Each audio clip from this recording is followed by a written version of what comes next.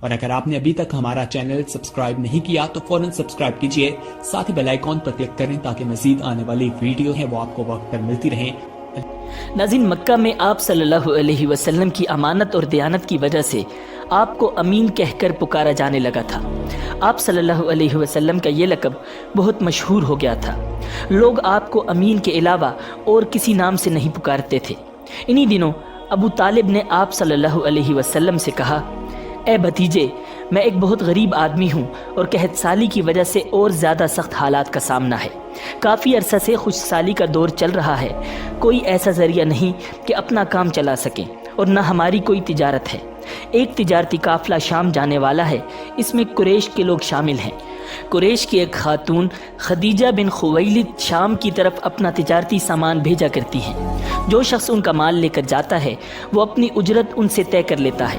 اب اگر تم ان کے پاس جاؤ اور ان کا مال لے جانے کی پیشکش کرو تو وہ ضرور اپنا مال تمہیں دے دیں گی، کیونکہ تمہاری امانت داری کی شہرت ان تک پہنچ چکی ہے۔ اگرچہ میں اس بات کو پسند نہیں کرتا کہ تم شام کے سفر پر جاؤ، یہودی تمہارے دشمن ہیں، لیکن حالات کی وجہ سے میں مجبور ہوں، اس کے علاوہ کوئی چارہ بھی تو نہیں۔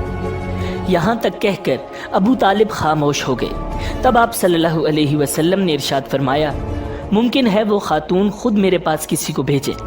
یہ بات آپ صلی اللہ علیہ وسلم نے اس لیے کہی تھی کہ سیدہ خدیجہ رضی اللہ تعالی عنہا کو ایک با اعتماد آدمی کی ضرورت تھی، اور اس وقت مکہ میں آپ صلی اللہ علیہ وسلم سے زیادہ شریف، پاک باز، امانت دار، سمجھدار اور قابل اعتماد آدمی کوئی نہیں تھا۔ ابو طالب اس وقت بہت پریشان تھے۔ آپ صلی اللہ علیہ وسلم کی یہ بات سن کر انہوں نے کہا، اگر تم نہ گئے تو مجھے ڈر ہے وہ کسی اور سے معاملہ طے کر لیں گی۔ یہ کہہ کر ابو طالب اٹھ گئے۔ ادھر آپ صلی اللہ علیہ وسلم کو یقین تھا کہ سیدہ خدیجہ رضی اللہ تعالی عنہا خود ان کی طرف کسی کو بھیجیں گی، اور ہوا بھی یہی۔ سیدہ خدیجہ رضی اللہ تعالی عنہا نے اللہ کے رسول صلی اللہ علیہ وسلم کو بلا بھیجا۔ پھر آپ صلی اللہ علیہ وسلم سے کہا، میں نے آپ کی سچائی، امانت داری اور نیک اخلاق کے بارے میں سنا ہے، اور اسی وجہ سے میں نے آپ کو بلوایا ہے۔ جو معاوضہ آپ کی قوم کے دوسرے آدمیوں کو دیتی ہوں، آپ کو ان سے دگنا دوں گی۔ آپ صلی اللہ علیہ وسلم نے ان کی بات منظور فرما لی۔ پھر آپ صلی اللہ علیہ وسلم اپنے چچا ابو طالب سے ملے، انہیں یہ بات بتائی۔ ابو طالب سن کر بولے، یہ روزی تمہارے لیے اللہ رب العزت نے پیدا فرمائی ہے۔ اس کے بعد آپ صلی اللہ علیہ وسلم سیدہ خدیجہ رضی اللہ تعالی عنہا کا سامان تجارت لے کر شام کی طرف روانہ ہوئے۔ سیدہ خدیجہ رضی اللہ تعالی عنہا کے غلام میسرہ آپ صلی اللہ علیہ وسلم کے ساتھ تھے۔ روانگی کے وقت حضرت خدیجہ رضی اللہ تعالی عنہا نے میسرہ سے کہا، کسی معاملے میں ان کی نافرمانی نہ کرنا، جو یہ کہیں وہی کرنا، ان کی رائے سے اختلاف نہ کرنا۔ آپ صلی اللہ علیہ وسلم کے سب چچاؤں نے قافلے والوں سے آپ کی خبرگیری رکھنے کی درخواست کی۔ اس کی وجہ یہ بھی تھی کہ ذمہ داری کے لحاظ سے یہ آپ صلی اللہ علیہ وسلم کا پہلا تجارتی سفر تھا۔ گویا آپ صلی اللہ علیہ وسلم اس کام میں بالکل نئے تھے۔ ادھر آپ روانہ ہوئے، ادھر آپ صلی اللہ علیہ وسلم کے معجزات شروع ہو گئے۔ ایک بدلی نے آپ صلی اللہ علیہ وسلم کے اوپر سایہ کر لیا۔ آپ صلی اللہ علیہ وسلم کے ساتھ ساتھ چلنے لگی۔ جب آپ صلی اللہ علیہ وسلم شام پہنچے تو بصرہ شہر کے بازار میں ایک درخت کے سائے میں اترے۔ یہ درخت ایک عیسائی راہب نستورہ کی خانقاہ کے سامنے تھا۔ اس راہب نے میسرہ کو دیکھا تو خانقاہ سے نکل آیا۔ اس وقت اس نے آپ صلی اللہ علیہ وسلم کو دیکھا۔ آپ صلی اللہ علیہ وسلم درخت کے نیچے ٹھہرے ہوئے تھے۔ اس نے میسرہ سے پوچھا، یہ شخص کون ہے جو اس درخت کے نیچے موجود ہے؟ میسرہ نے کہا، یہ ایک قریشی شخص ہیں، حرم والوں میں سے ہیں۔ یہ سن کر راہب نے کہا، اس درخت کے نیچے نبی کے سوا کوئی آدمی نہیں بیٹھا۔ مطلب یہ تھا کہ اس درخت کے نیچے آج تک کوئی شخص نہیں بیٹھا۔ اللہ تعالیٰ نے اس درخت کو ہمیشہ اس سے بچایا ہے کہ اس کے نیچے نبی کے سوا کوئی دوسرا شخص بیٹھے۔ اس کے بعد اس نے میسرہ سے پوچھا، کیا ان کی آنکھوں میں سرخی ہے؟ میسرہ نے جواب دیا، ہاں بالکل ہے، اور یہ سرخی ان کی آنکھوں میں مستقل رہتی ہے۔ اب نستورہ نے کہا، یہ وہی ہیں۔ میسرہ نے حیران ہو کر اس کی طرف دیکھا اور بولے، کیا مطلب یہ وہی ہیں؟ کون وہی؟ یہ آخری پیغمبر ہیں۔ کاش میں وہ زمانہ پا سکتا جب انہیں ظہور کا حکم ملے گا، یعنی جب انہیں نبوت ملے گی۔ اس کے بعد وہ چپکے سے آپ صلی اللہ علیہ وسلم کے پاس پہنچا۔ پہلے تو اس نے آپ صلی اللہ علیہ وسلم کے سر کو بوسہ دیا، پھر آپ صلی اللہ علیہ وسلم کے قدموں کو بوسہ دیا اور بولا، میں آپ پر ایمان لاتا ہوں اور گواہی دیتا ہوں کہ آپ صلی اللہ علیہ وسلم وہی ہیں جن کا ذکر اللہ تعالیٰ نے تورات میں فرمایا ہے۔ اس کے بعد نستورہ نے کہا، اے محمد صلی اللہ علیہ وسلم، میں نے آپ میں وہ تمام نشانیاں دیکھ لی ہیں جو پرانی کتابوں میں آپ کی نبوت کی علامتوں کے طور پر درج ہیں۔ صرف ایک نشانی باقی ہے، اس لیے آپ ذرا اپنے کندھے سے کپڑا ہٹائیں۔ آپ صلی اللہ علیہ وسلم نے اپنے شانہ مبارک سے کپڑا ہٹا دیا۔ تب نستورہ نے وہاں مہر نبوت کو جگمگاتے دیکھا۔ وہ فوراً مہر نبوت کو چومنے کے لیے جھک گیا، پھر بولا، میں گواہی دیتا ہوں کہ اللہ تعالیٰ کے سوا کوئی عبادت کے لائق نہیں، اور میں گواہی دیتا ہوں کہ آپ صلی اللہ علیہ وسلم اللہ تعالیٰ کے پیغمبر ہیں۔ آپ کے بارے میں حضرت عیسیٰ ابن مریم علیہ السلام نے خوشخبری دی تھی، اور انہوں نے کہا تھا، میرے بعد اس درخت کے نیچے کوئی نہیں بیٹھے گا سوائے اس پیغمبر کے جو امی یعنی ان پڑھ، ہاشمی، عربی اور مکی یعنی مکہ کے رہنے والے ہوں گے۔ قیامت میں حوض کوثر اور شفاعت والے ہوں گے۔ ناظرین، اس واقعے کے بعد آپ صلی اللہ علیہ وسلم بصرہ کے بازار تشریف لے گئے۔ وہاں آپ صلی اللہ علیہ وسلم نے مال فروخت کیا جو ساتھ لائے تھے اور کچھ چیزیں خریدیں۔ اس خرید و فروخت کے دوران ایک شخص نے آپ صلی اللہ علیہ وسلم سے کچھ جھگڑا کیا اور بولا، لات اور عزا کی قسم کھاؤ۔ آپ صلی اللہ علیہ وسلم نے ارشاد فرمایا، میں نے ان بتوں کے نام پر کبھی قسم نہیں کھائی۔ آپ صلی اللہ علیہ وسلم کا یہ جملہ سن کر وہ شخص چونک اٹھا۔ شاید وہ گزشتہ آسمانی کتاب کا کوئی عالم تھا اور اس نے آپ صلی اللہ علیہ وسلم کو پہچان لیا تھا، چنانچہ بولا، آپ ٹھیک کہتے ہیں۔ اس کے بعد اس نے میسرہ سے علیحدگی میں ملاقات کی، کہنے لگا، میسرہ، یہ نبی ہیں، قسم ہے اس ذات کی جس کے ہاتھ میں میری جان ہے، یہ وہی ہے جن کا ذکر ہمارے راہب اپنی کتابوں میں پاتے ہیں۔ میسرہ نے اس کی اس بات کو ذہن نشین کر لیا۔ راستے میں ایک اور واقعہ پیش آیا۔ سیدہ خدیجہ رضی اللہ تعالی عنہا کے 2 اونٹ بہت زیادہ تھک گئے تھے اور چلنے کے قابل نہ رہے۔ ان کی وجہ سے میسرہ قافلے کے پیچھے رہ گیا۔ نبی اکرم صلی اللہ علیہ وسلم قافلے کے اگلے حصے میں تھے۔ میسرہ ان اونٹوں کی وجہ سے پریشان ہوا تو دوڑتا ہوا اگلے حصے کی طرف آیا اور اپنی پریشانی کے بارے میں آپ صلی اللہ علیہ وسلم کو بتایا۔ آپ اس کے ساتھ ان دونوں اونٹوں کے پاس تشریف لائے، ان کی کمر اور پچھلے حصے پر ہاتھ پھیرا، کچھ پڑھ کر دم کیا۔ آپ کا ایسا کرنا تھا کہ اونٹ اسی وقت ٹھیک ہو گئے اور اس قدر تیز چلے کہ قافلے کے اگلے حصے میں پہنچ گئے۔ اب وہ منہ سے آوازیں نکال رہے تھے اور چلنے میں جوش و خروش کا اظہار کر رہے تھے۔ پھر قافلے والوں نے اپنا سامان فروخت کیا۔ اس بار انہیں اتنا منافع ہوا کہ پہلے کبھی نہیں ہوا تھا۔ چنانچہ میسرہ نے آپ سے کہا، اے محمد، ہم سال ہا سال سے سیدہ خدیجہ کے لیے تجارت کر رہے ہیں، مگر اتنا زبردست نفع ہمیں کبھی نہیں ہوا جتنا اس بار ہوا ہے۔ آخر قافلہ واپس مکہ کی طرف روانہ ہوا۔ میسرہ نے اس دوران صاف طور پر یہ بات دیکھی کہ جب گرمی کا وقت ہوتا تھا اور نبی اکرم صلی اللہ علیہ وسلم اپنے اونٹ پر ہوتے تھے تو 2 فرشتے دھوپ سے بچانے کے لیے آپ پر سایہ کیے رہتے تھے۔ ان تمام باتوں کی وجہ سے میسرہ کے دل میں آپ کی محبت گھر کر گئی اور یوں لگنے لگا جیسے وہ آپ کا غلام ہو۔ آپ صلی اللہ علیہ وسلم دوپہر کے وقت مکہ میں داخل ہوئے۔ آپ باقی قافلے سے پہلے پہنچ گئے تھے۔ آپ سیدھے حضرت خدیجہ رضی اللہ تعالی عنہا کے گھر پہنچے۔ وہ اس وقت چند عورتوں کے ساتھ بیٹھی تھی۔ انہوں نے دور سے آپ کو دیکھ لیا تھا۔ آپ اونٹ پر سوار تھے اور 2 فرشتے آپ پر سایہ کیے ہوئے تھے۔ حضرت خدیجہ رضی اللہ تعالی عنہا نے یہ منظر دوسری عورتوں کو بھی دکھایا۔ وہ سب بہت حیران ہوئی۔ اب آپ صلی اللہ علیہ وسلم نے حضرت خدیجہ رضی اللہ تعالی عنہا کو تجارت کے حالات سنائے، منافع کے بارے میں بتایا۔ اس مرتبہ پہلے کی نسبت دگنا منافع ہوا تھا۔ حضرت خدیجہ رضی اللہ تعالی عنہا بہت خوش ہوئیں۔ انہوں نے پوچھا، میسرہ کہاں ہے؟ آپ صلی اللہ علیہ وسلم نے بتایا، وہ ابھی پیچھے ہے۔ یہ سن کر سیدہ نے کہا، آپ فوراً اس کے پاس جائیے اور اسے جلد از جلد میرے پاس لائیے۔ آپ صلی اللہ علیہ وسلم واپس روانہ ہوئے۔ حضرت خدیجہ رضی اللہ تعالی عنہا نے دراصل آپ کو اس لیے بھیجا تھا کہ وہ پھر سے وہی منظر دیکھنا چاہتی تھی، جاننا چاہتی تھی کہ کیا اب بھی فرشتے ان پر سایہ کرتے ہیں یا نہیں۔ جو ہی آپ روانہ ہوئے، یہ اپنے مکان کے اوپر چڑھ گئیں اور وہاں آپ کو دیکھنے لگیں۔ آپ صلی اللہ علیہ وسلم کی شان اب بھی وہی نظر آئی۔ اب انہیں یقین ہو گیا کہ ان کی آنکھوں نے دھوکہ نہیں کھایا۔ کچھ دیر بعد آپ صلی اللہ علیہ وسلم میسرہ کے ساتھ ان کے پاس پہنچ گئے۔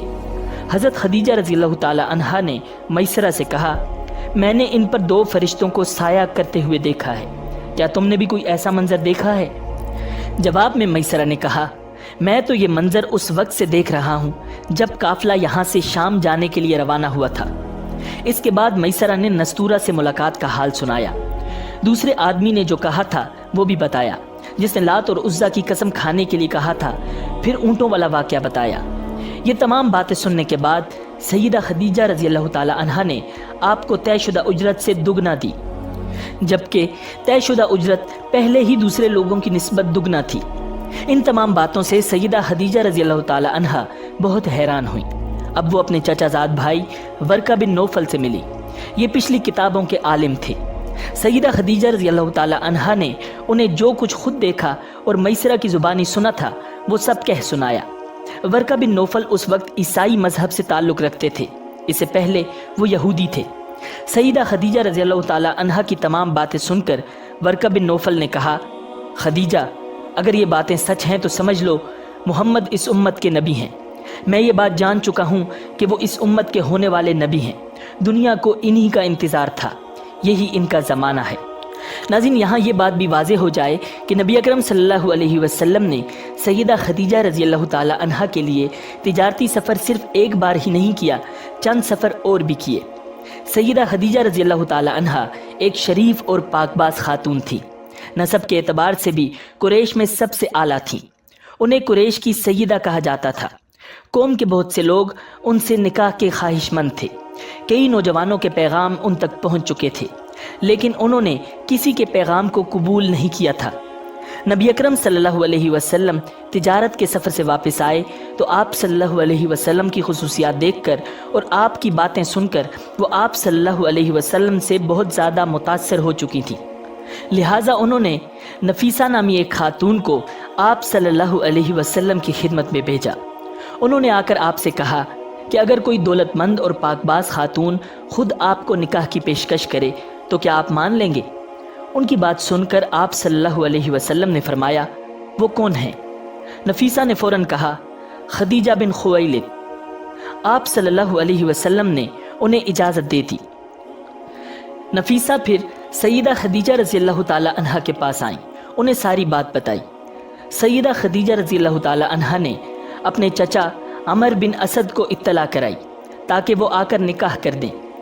سیدہ خدیجہ رضی اللہ تعالی عنہا کی اس سے پہلے 2 مرتبہ شادی ہو چکی تھی۔ ان کا پہلا نکاح عتیق ابن مائت سے ہوا تھا۔ اس سے بیٹی ہندہ پیدا ہوئی تھی۔ عتیق کے فوت ہو جانے کے بعد سیدہ کا دوسرا نکاح ابو حالہ نامی شخص سے ہوا تھا۔ ابو حالہ کی وفات کے بعد سیدہ خدیجہ رضی اللہ تعالی عنہا بیوگی کی زندگی گزار رہی تھیں کہ انہوں نے آپ صلی اللہ علیہ وسلم سے نکاح کا ارادہ کر لیا۔ اس وقت سیدہ کی عمر 40 سال کے لگ بھگ تھی۔ ناظرین، سیدہ خدیجہ رضی اللہ تعالی عنہا کے چچا عمر بن اسد وہاں پہنچ گئے۔ ادھر نبی اکرم صلی اللہ علیہ وسلم بھی اپنے چچاؤں کو لے کر پہنچ گئے۔ نکاح کس نے پڑھایا، اس بارے میں روایات مختلف ہیں۔ ایک روایت یہ ہے کہ یہ نکاح چچا ابو طالب نے پڑھایا تھا۔ مہر کی رقم کے بارے میں بھی روایات میں اختلاف ہے۔ ایک روایت یہ ہے کہ مہر کی رقم 12 اوقیہ کے قریب تھی۔ دوسری روایت یہ ہے کہ آپ صلی اللہ علیہ وسلم نے مہر میں 20 جوان اونٹنیاں دیں۔ نکاح کے بعد نبی اکرم صلی اللہ علیہ وسلم نے ولیمے کی دعوت کھلائی اور اس دعوت میں آپ نے 1 یا 2 اونٹ ذبح کیے۔ ناظرین، آپ صلی اللہ علیہ وسلم کی عمر 35 سال ہوئی تو مکہ میں زبردست سیلاب آیا۔ قریش نے سیلاب سے محفوظ رہنے کے لیے ایک بند بنا رکھا تھا، مگر یہ سیلاب اس قدر زبردست تھا کہ بند توڑ کر کعبے میں داخل ہو گیا۔ پانی کے زبردست ریلے اور پانی کے اندر جمع ہونے کی وجہ سے کعبے کی دیواروں میں شگاف پڑ گئے۔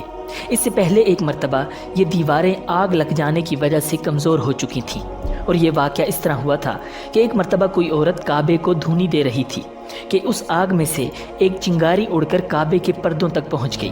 اس سے پردوں کو آگ لگ گئی اور دیواریں تک جل گئیں۔ اس طرح دیواریں بہت کمزور ہو گئی تھیں۔ یہی وجہ تھی کہ سیلاب نے ان کمزور دیواروں میں شگاف کر دیے۔ ناظرین، سیدنا ابراہیم علیہ السلام نے کعبے کی جو دیواریں اٹھائی تھیں وہ 9 گز اونچی تھیں، ان پر چھت نہیں تھی۔ لوگ کعبے کے لیے نذرانے وغیرہ لاتے تھے، یہ نذرانے کپڑے اور خوشبوئیں وغیرہ ہوتی تھی۔ کعبے کے اندر جو کنواں تھا، یہ سب نذرانے اس کنویں میں ڈال دیے جاتے تھے۔ کنواں اندرونی حصے میں دائیں طرف تھا، اس کو کعبے کا خزانہ کہا جاتا تھا۔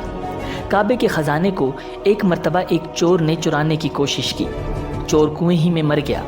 اس کے بعد اللہ تعالیٰ نے اس کی حفاظت کے لیے ایک سانپ کو مقرر کر دیا۔ یہ سانپ کنویں کی منڈیر پر بیٹھا رہتا تھا، کسی کو خزانے کے نزدیک نہیں آنے دیتا تھا۔ قریش بھی اس سے خوفزدہ رہتے تھے۔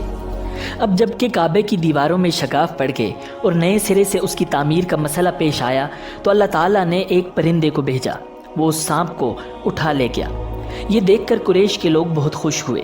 اب انہوں نے نئے سرے سے کعبے کی تعمیر کا فیصلہ کر لیا اور پروگرام بنایا کہ بنیادیں مضبوط بنا کر دیواروں کو زیادہ اونچا اٹھایا جائے، اس طرح دروازے کو بھی اونچا کر دیا جائے تاکہ کعبے میں کوئی داخل نہ ہو، صرف وہی شخص داخل ہو جسے وہ اجازت دیں۔ اب انہوں نے پتھر جمع کیے، ہر قبیلہ اپنے حصے کے پتھر الگ جمع کر رہا تھا۔ چندہ بھی جمع کیا گیا، چندے میں انہوں نے پاک کمائی دی، ناپاک کمائی نہیں دی۔ مثلاً طوائفوں کی آمدنی، سود کی کمائی، دوسروں کا مال غصب کر کے حاصل کی گئی دولت چندے میں نہیں دی، اور پاک کمائی انہوں نے بلا وجہ نہیں دی تھی۔ ایک خاص واقعہ پیش آیا تھا جس سے وہ اس نتیجے پر پہنچے تھے کہ اس کام میں صرف پاک کمائی لگائی جائے گی۔ ناظرین، وہ واقعہ یوں تھا کہ ایک قریشی سردار ابو وہب عمر بن عابد نے جب یہ کام شروع کرنے کے لیے ایک پتھر اٹھایا تو پتھر اس کے ہاتھ سے نکل کر پھر اسی جگہ پہنچ گیا جہاں سے اسے اٹھایا گیا تھا۔ اس پر قریشی حیران و پریشان ہو گئے۔ آخر خود وہب کھڑا ہوا اور بولا، اے گروہ قریش، کعبے کی بنیادوں میں سوائے پاک مال کے کوئی دوسرا مال شامل مت کرنا۔ بیت اللہ کی تعمیر میں کسی بدکار عورت کی کمائی، سود کی کمائی یا زبردستی حاصل کی گئی دولت ہرگز شامل نہ کرنا۔ یہ وہب نبی اکرم صلی اللہ علیہ وسلم کے والد حضرت عبداللہ کا ماموں تھا اور اپنی قوم میں ایک شریف آدمی تھا۔ جب قریش کے لوگ خانہ کعبہ کی تعمیر کے لیے پتھر ڈھونڈ رہے تھے تو ان کے ساتھ نبی اکرم صلی اللہ علیہ وسلم بھی پتھر ڈھونڈنے میں شریک تھے۔ آپ صلی اللہ علیہ وسلم پتھر اپنی گردن پر رکھ کر لا رہے تھے۔ تعمیر شروع کرنے سے پہلے قریش کے لوگوں نے خوف محسوس کیا کہ دیواریں گرانے سے کہیں ان پر کوئی مصیبت نہ نازل ہو جائے۔ آخر ایک سردار ولید بن مغیرہ نے کہا، کعبہ کی دیواریں گرانے سے تمہارا ارادہ اصلاح اور مرمت کا ہے یا اس کو خراب کرنے کا؟ جواب میں لوگوں نے کہا، ظاہر ہے ہم تو مرمت اور اصلاح چاہتے ہیں۔ یہ سن کر ولید نے کہا، تب پھر سمجھ لو اللہ تعالیٰ اصلاح کرنے والوں کو برباد نہیں کرتا۔ ناظرین، پھر ولید ہی نے گرانے کے کام کی ابتدا کی، لیکن اس نے بھی صرف ایک حصہ ہی گرایا کہ معلوم ہو جائے کہ ان پر کوئی تباہی تو نہیں آتی۔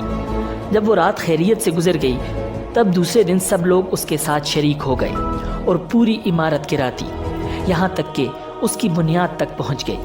یہ بنیاد حضرت ابراہیم علیہ السلام کے ہاتھ کی رکھی ہوئی تھی۔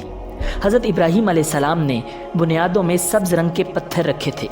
یہ پتھر اونٹ کی کوہان کی طرح کے تھے اور ایک دوسرے سے جڑے ہوئے تھے۔ ان لوگوں کے لیے ان کو توڑنا بہت مشکل کام ثابت ہوا۔ دائیں کونے کے نیچے سے قریش کو ایک تحریر ملی۔ وہ تحریر سریانی زبان میں لکھی ہوئی تھی۔ انہیں سریانی زبان نہیں آتی تھی۔ آخر ایک یہودی کو تلاش کر کے لایا گیا، اس نے وہ تحریر پڑھ کر انہیں سنائی۔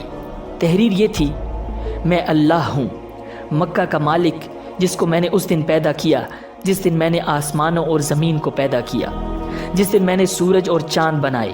میں نے اس کو یعنی مکہ کو 7 فرشتوں کے ذریعے گھیر دیا ہے۔ اس کی عظمت اس وقت تک ختم نہیں ہوگی جب تک کہ اس کے دونوں طرف پہاڑ موجود ہیں۔ ان پہاڑوں سے مراد ایک تو ابو قیس پہاڑ ہے جو کہ صفا پہاڑی کے سامنے ہے، اور دوسرا کئی کان پہاڑ ہے جو مکہ کے قریب ہے اور جس کا رخ ابو قیس پہاڑ کی طرف ہے، اور یہ شہر اپنے باشندوں کے لیے پانی اور دودھ کے لحاظ سے بہت بابرکت اور نفع والا ہے۔ ناظرین، یہ پہلی تحریر تھی۔ دوسری مقام ابراہیم سے ملی۔ اس میں لکھا تھا، مکہ اللہ تعالیٰ کا محترم اور معظم شہر ہے، اس کا رزق 3 راستوں سے اس میں آتا ہے۔ ناظرین، یہاں 3 راستوں سے مراد قریش کے 3 تجارتی راستے ہیں۔ ان راستوں سے قافلے آتے جاتے تھے۔ تیسری تحریر اس سے کچھ فاصلے سے ملی۔ اس میں لکھا تھا، جو بھلائی بوئے گا لوگ اس پر رشک کریں گے، یعنی اس جیسا بننے کی کوشش کریں گے، اور جو شخص رسوائی بوئے گا وہ رسوائی اور ندامت پائے گا۔ تم برائیاں کر کے بھلائی کی آس لگاتے ہو، ہاں یہ ایسا ہی ہے جیسے کیکر یعنی کانٹے دار درخت میں کوئی انگور تلاش کرے۔ ناظرین، یہ تحریر کعبے کے اندر پتھر پر کھدی ہوئی ملی۔ کعبے کی تعمیر کے سلسلے میں قریش کو پتھروں کے علاوہ لکڑی کی بھی ضرورت تھی۔ چھت اور دیواروں میں لکڑی کی ضرورت تھی۔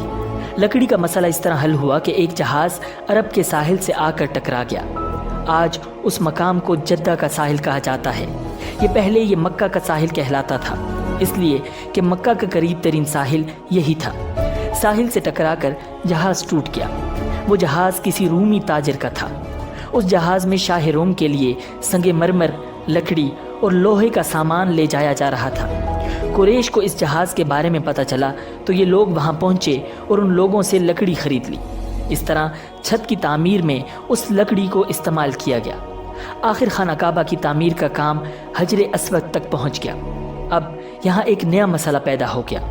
سوال یہ پیدا ہوا کہ حجر اسود کون اٹھا کر اس جگہ پر رکھے گا؟ ہر قبیلہ یہ فضیلت خود حاصل کرنا چاہتا تھا۔ یہ جھگڑا اس حد تک بڑھا کہ مرنے مارنے تک کی نوبت آ گئی۔ لوگ ایک دوسرے کو قتل کرنے پر تل گئے۔ قبیلہ عبدالدار نے تو قبیلہ عدی کے ساتھ مل کر ایک برتن میں خون بھرا اور اس میں اپنے ہاتھ ڈبو کر کہا، حجر اسود ہم رکھیں گے۔ اسی طرح دوسرے قبیلے بھی اڑ گئے۔ تلواریں نیاموں سے نکل آئیں۔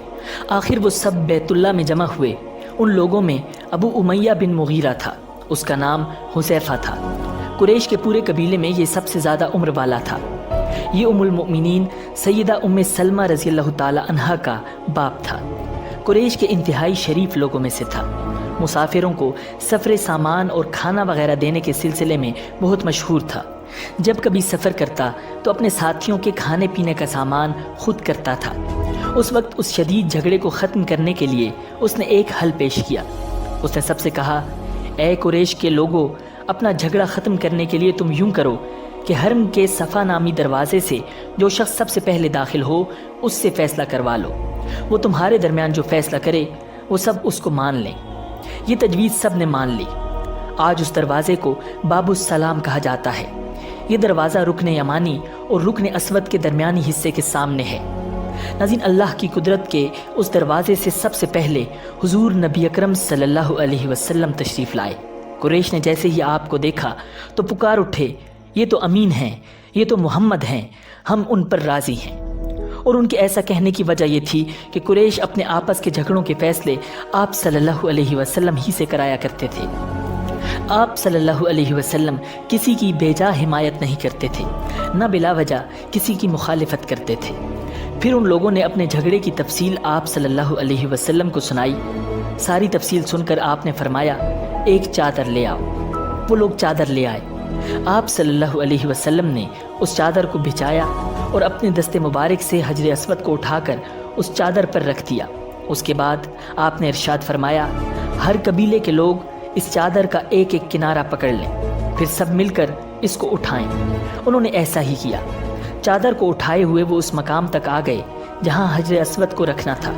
اس کے بعد نبی اکرم صلی اللہ علیہ وسلم نے حجر اسود کو اٹھا کر اس کی جگہ رکھنا چاہا، لیکن عین اسی وقت ایک نجدی شخص آگے بڑھا اور تیز آواز میں بولا، بڑے تعجب کی بات ہے کہ آپ لوگوں نے ایک کم عمر نوجوان کو اپنا رہنما بنا لیا ہے، اس کی عزت افزائی میں لگ گئے ہو۔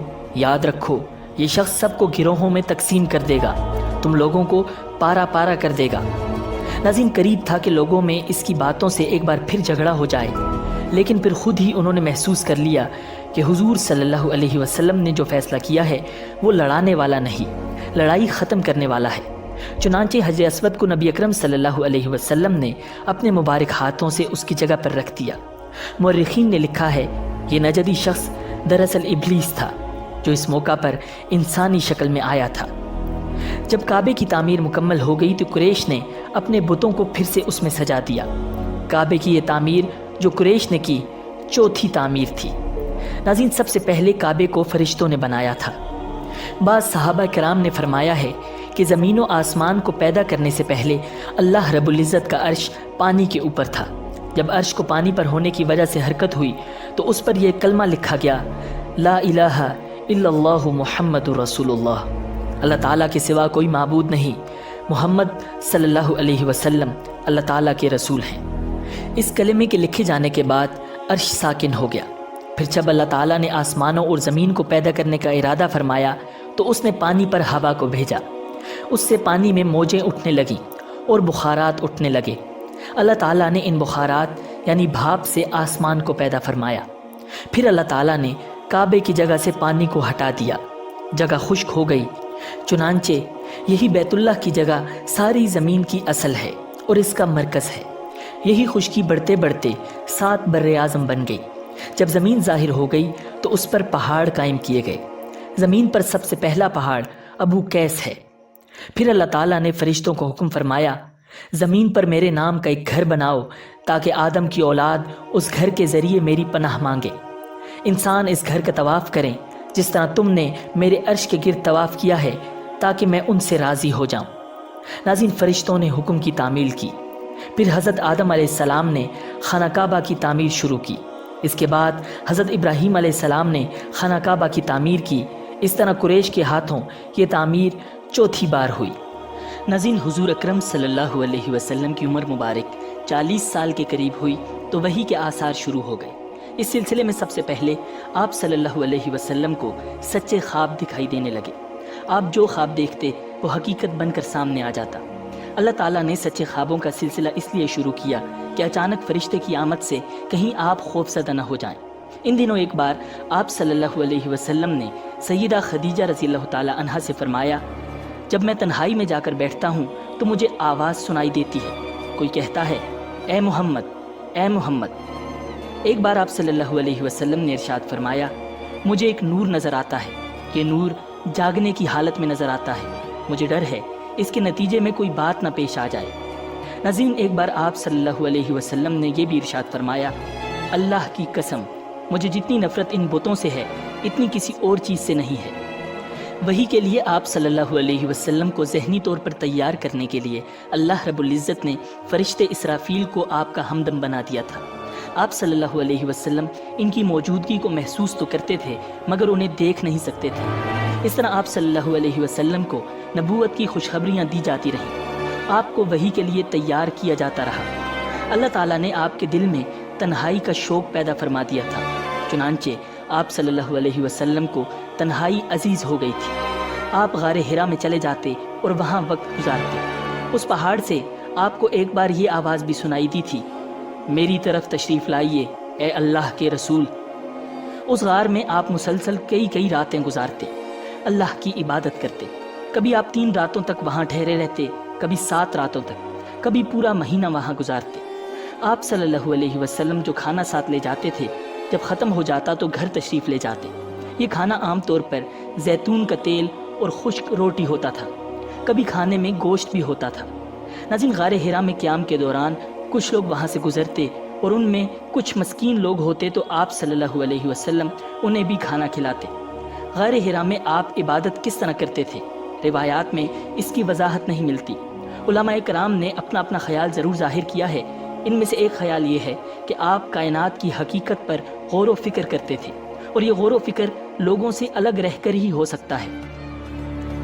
پھر آخرکار وہ رات آ گئی جب اللہ تعالیٰ نے آپ صلی اللہ علیہ وسلم کو نبوت اور رسالت عطا فرما دی۔ آپ صلی اللہ علیہ وسلم کی نبوت کے ذریعے اپنے بندوں پر عظیم احسان فرمایا۔ ناظرین، وہ ربیع الاول کا مہینہ تھا اور تاریخ 17 تھی۔ بعض علماء نے یہ لکھا ہے کہ وہ رمضان کا مہینہ تھا کیونکہ قرآن رمضان میں نازل ہونا شروع ہوا تھا۔ 8ویں اور 3 تاریخ بھی روایات میں آئی ہیں، اور یہ پہلا موقع تھا جب جبرائیل علیہ السلام وحی لے کر آپ صلی اللہ علیہ وسلم کی خدمت میں حاضر ہوئے۔ اس سے پہلے وہ آپ کے پاس نہیں آئے تھے۔ جس صبح جبرائیل علیہ السلام وحی لے کر آئے وہ پیر کی صبح تھی، اور پیر کی صبح ہی آپ صلی اللہ علیہ وسلم اس دنیا میں تشریف لائے تھے۔ ناظرین، آپ صلی اللہ علیہ وسلم فرمایا کرتے تھے، پیر کے دن کا روزہ رکھو کیونکہ میں پیر کے دن پیدا ہوا، پیر کے دن ہی مجھے نبوت ملی۔ بہرحال اس بارے میں روایات مختلف ہیں۔ یہ بات طے ہے کہ اس وقت آپ صلی اللہ علیہ وسلم کی عمر مبارک کا 40واں سال تھا۔ آپ اس وقت نیند میں تھے کہ جب جبرائیل علیہ السلام تشریف لے آئے۔ ان کے ہاتھ میں ایک ریشمی کپڑا تھا اور اس کپڑے میں ایک کتاب تھی۔ انہوں نے آتے ہی کہا اقرا، یعنی پڑھیے۔ آپ صلی اللہ علیہ وسلم نے ارشاد فرمایا میں نہیں پڑھ سکتا، یعنی میں پڑھا لکھا نہیں۔ اس پر جبرائیل علیہ السلام نے آپ صلی اللہ علیہ وسلم کو سینے سے لگا کر بھینچا۔ آپ فرماتے ہیں کہ انہوں نے مجھے اس زور سے بھینچا کہ مجھے موت کا گمان ہوا۔ اس کے بعد انہوں نے مجھے چھوڑ دیا، پھر کہا پڑھیے، یعنی جو میں کہوں وہ پڑھیے۔ اس پر آپ صلی اللہ علیہ وسلم نے ارشاد فرمایا میں کیا پڑھوں؟ تب جبرائیل علیہ السلام نے سورہ الق کی یہ آیات پڑھی، اقرأ بسم ربک الذی خلق، خلق الانسان من علق، اقرأ وربک الاکرم، الذی علم بالقلم، علم الانسان ما لم یعلم۔ پڑھو اپنے پروردگار کا نام لے کر جس نے سب کچھ پیدا کیا، اس نے انسان کو جمے ہوئے خون سے پیدا کیا ہے۔ پڑھو اور تمہارا پروردگار سب سے زیادہ کرم والا ہے، جس نے قلم سے تعلیم دی، انسان کو اس بات کی تعلیم دی جو وہ نہیں جانتا تھا۔ آپ صلی اللہ علیہ وسلم ارشاد فرماتے ہیں میں نے ان آیتوں کو اسی طرح پڑھ دیا جس کے بعد وہ فرشتہ میرے پاس سے چلا گیا۔ ایسا لگتا تھا گویا میرے دل میں ایک تحریر لکھتی گئی ہو، یعنی یہ کلمات مجھے زبانی یاد ہو گئی۔ اس کے بعد آپ صلی اللہ علیہ وسلم گھر تشریف لے آئے۔ بعض روایات میں آتا ہے کہ جبرائیل علیہ السلام جب غار میں آئے تو پہلے انہوں نے یہ الفاظ کہے تھے، اے محمد آپ اللہ کے رسول ہیں اور میں جبرائیل ہوں۔ آپ صلی اللہ علیہ وسلم کی گھر تشریف آوری سے پہلے سیدہ خدیجہ رضی اللہ تعالی عنہا نے حسب معمول آپ کے لیے کھانا تیار کر کے ایک شخص کے ہاتھ آپ کے پاس بھجوا دیا تھا، مگر اس شخص کو آپ صلی اللہ علیہ وسلم غار میں نظر نہ آئے۔ اس شخص نے واپس آ کر یہ بات سیدہ خدیجہ رضی اللہ تعالی عنہا کو بتائی۔ انہوں نے آپ صلی اللہ علیہ وسلم کی تلاش میں آپ کے عزیز و اقارب کے گھر آدمی بھیجے، مگر آپ وہاں بھی نہ ملے۔ اس لیے سیدہ خدیجہ رضی اللہ تعالی عنہا پریشان ہو گئیں۔ وہ ابھی اسی پریشانی میں تھی کہ آپ صلی اللہ علیہ وسلم تشریف لے آئے۔ آپ نے جو کچھ دیکھا اور سنا تھا اس کی تفصیل سیدہ خدیجہ رضی اللہ تعالی عنہا سے بیان فرما دی۔ حضرت جبرائیل علیہ السلام کا یہ جملہ بھی بتایا کہ اے محمد آپ اللہ کے رسول ہیں۔ یہ سن کر سیدہ خدیجہ رضی اللہ تعالی عنہا نے ارشاد فرمایا آپ کو خوشخبری ہو، آپ یقین کیجئے، قسم ہے اس ذات کی جس کے قبضے میں میری جان ہے، آپ اس امت کے نبی ہوں گے۔ پھر سیدہ خدیجہ رضی اللہ تعالی عنہا آپ کو اپنے چچا زاد بھائی ورقہ بن نوفل کے پاس لے گئیں۔ غار والا سارا واقعہ انہیں سنایا۔ ورقہ بن نوفل پرانی کتابوں کے عالم تھے۔ ساری بات سن کر وہ پکار اٹھے، قدوس قدوس، قسم ہے اس ذات کی جس کے قبضے میں میری جان ہے۔ خدیجہ اگر تم سچ کہہ رہی ہو تو اس میں شک نہیں، ان کے پاس وہی ناموس اکبر یعنی جبرائیل آئے تھے جو موسیٰ علیہ السلام کے پاس آیا کرتے تھے۔ محمد اس امت کے نبی ہیں، یہ اس بات پر یقین کر لیں۔ ناظرین، قدوس کا مطلب ہے وہ ذات جو ہر عیب سے پاک ہو۔ یہ لفظ تعجب کے وقت بولا جاتا ہے۔ ورقہ بن نوفل کو جبرائیل علیہ السلام کا نام سن کر حیرت اس لیے ہوئی تھی کہ عرب کے دوسرے شہروں میں لوگوں نے یہ نام سنا بھی نہیں تھا۔ یہ بھی کہا جاتا ہے کہ ورقہ بن نوفل نے آپ صلی اللہ علیہ وسلم کے سر کو بوسہ دیا تھا اور پھر کہا تھا کاش میں اس وقت تک زندہ رہتا جب آپ لوگوں کو اللہ تعالیٰ کی طرف دعوت دیں گے، میں آپ کی مدد کرتا، اس عظیم کام میں بڑھ چڑھ کر حصہ لیتا۔ کاش میں اس وقت تک زندہ رہوں جب آپ کی قوم آپ کو جھٹلائے گی، آپ کو تکالیف پہنچائے گی، آپ کے ساتھ جنگیں لڑی جائیں گی اور آپ کو یہاں سے نکال دیا جائے گا۔ اگر میں اس وقت تک زندہ رہا تو آپ کا ساتھ دوں گا، اللہ کے دین کی حمایت کروں گا۔ آپ صلی اللہ علیہ وسلم یہ سن کر حیران ہوئے اور فرمایا میری قوم مجھے وطن سے نکال دے گی؟ جواب میں ورقہ نے کہا ہاں، اس لیے کہ جو چیز آپ لے کر آئے ہیں اسے لے کر جو بھی آیا اس پر ظلم ڈھائے گئے۔ اگر میں نے وہ زمانہ پایا تو میں ضرور آپ کی مدد کروں گا۔ ناظرین، ورقہ بن نوفل نے حضرت خدیجہ رضی اللہ تعالی عنہا سے یہ بھی کہا تمہارے خامند بے شک سچے ہیں، در حقیقت یہ باتیں نبوت کی ابتدا ہیں، یہ اس امت کے نبی ہیں۔ لیکن اس کے کچھ ہی مدت بعد ورقہ بن نوفل کا انتقال ہو گیا۔ انہیں حجون کے مقام پر دفن کیا گیا۔ چونکہ انہوں نے آپ صلی اللہ علیہ وسلم کی تصدیق کی تھی، اس لیے نبی اکرم صلی اللہ علیہ وسلم نے ان کے بارے میں ارشاد فرمایا ہے میں نے ورقہ کو جنت میں دیکھا ہے، ان کے جسم پر سرخ لباس تھا۔ ورقہ سے ملاقات کے بعد آپ صلی اللہ علیہ وسلم گھر تشریف لے آئے۔ اس کے بعد ایک مدت تک جبرائیل علیہ السلام آپ کے سامنے نہیں آئے۔ درمیان میں جو وقفہ ڈالا گیا اس میں اللہ تعالیٰ کی یہ حکمت تھی کہ آپ کے مبارک دل پر جبرائیل علیہ السلام کو دیکھ کر جو خوف پیدا ہو گیا تھا اس کا اثر زائل ہو جائے اور ان کے نہ آنے کی وجہ سے آپ کے دل میں وحی کا شوق پیدا ہو جائے۔ چنانچہ ایسا ہی ہوا۔ ناظرین، پھر کتنے عرصے بعد وحی کا سلسلہ دوبارہ شروع ہوا اور کس طرح نبی اکرم صلی اللہ علیہ وسلم نے دعوت کا آغاز کیا اور لوگوں کا اس پر کیا رد عمل آیا، تمام واقعات مستند تاریخی حوالوں کی روشنی میں جاننے کے لیے سبسکرائب کیجیے ہمارا چینل